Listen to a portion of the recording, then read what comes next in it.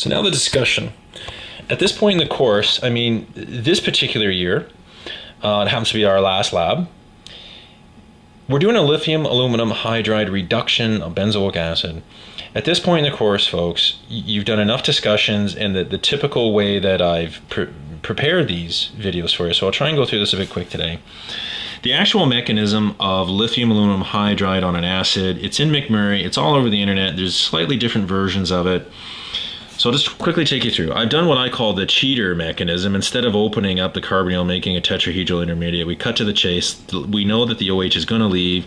An intermediate, so many of the mechanisms show, is an aldehyde.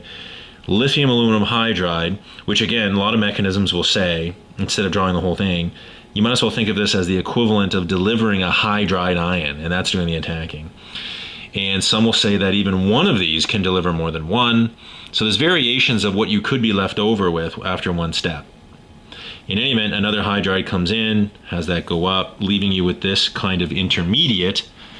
Now, in the lab, we add H2O to protonate it, and we're done at this point, right?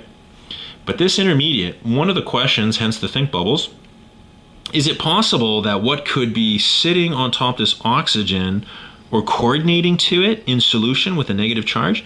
Is it possible that various types of aluminum, whether it has 3 hydrogens, whether it has 2, does it associate, because that's technically a Lewis acid sitting on that oxygen. Is that one of the things? Is there a number of aluminum related things coordinating to that? I don't know. Or is it simply just having lithium only sitting on it? And one of the things I've learned over the years is a lot of these things occurring in solution, the intermediate is stabilized or coordinated to or surrounded by various types of solvation cages or entities.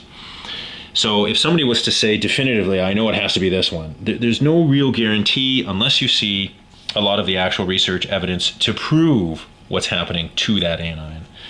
That's just an interesting side note. So when you're done, the only other suspects that could possibly be left in solution, and what I did not list here, of course, was the solvent THF. We know that we have some lithium ion, hydroxide ion, various possible aluminum compounds.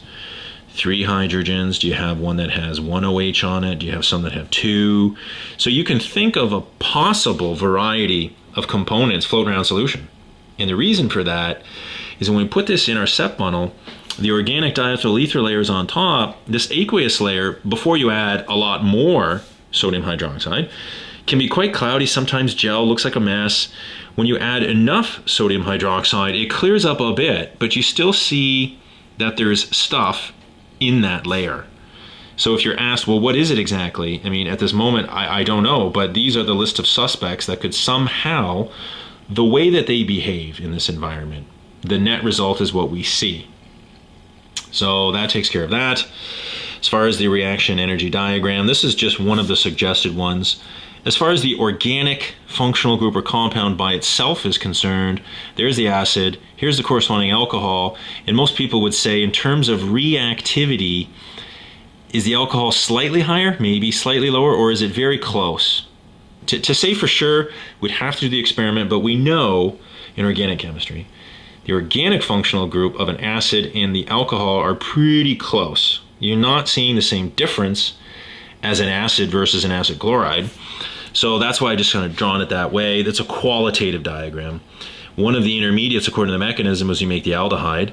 The next intermediate before we add in water is this one. Because it's an anion, it should be highest in energy. But this is just one potential energy diagram. Lithium aluminum hydride we know is a very reactive species, so it's way up here somewhere. When it gets involved in the reaction, whatever this entity is will fall down the energy chain, and that's why it's exothermic overall. So that would make some sense. The TLC, this is typically what it looks like.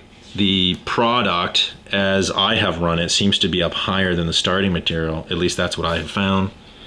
And then as far as these other comments, THF, it fizzes. When you're adding the THF through the top of the condenser to the dry lithium aluminum hydride, it starts fizzing. In a quick look at the THF bottle, the one we were using was ACS grade. So clearly there was water in it, and it says there's 0.05% water in there. So obviously that's what's doing it. So we are losing a small amount of the lithium aluminum hydride to a small amount of water that's in THF. So we're effectively drying the THF as we add it. So that has potential problem on the yield. What if we did we use enough lithium aluminum hydride in excess? Or did the water take some of it away? So the yield, where's all the organic material? That's an important one because most of the students are getting, when they're done rotovapping in the flask, you see a dime-sized or quarter-sized amount of the liquid. And then when you run the NMR, you find out that some of it is even THF, maybe a little bit of diethyl ether. When you account for that and you look at your yield, your real slightly corrected yield, you start to wonder, where is all the original organic material? Right? This reaction does not look like there's any indication of decomposition. There's no dark browning. So it stands to reason that benzoic acid, for instance, does have a solubility in water itself. So the question is, some reactions, when you look up the prep, they'll stir this overnight.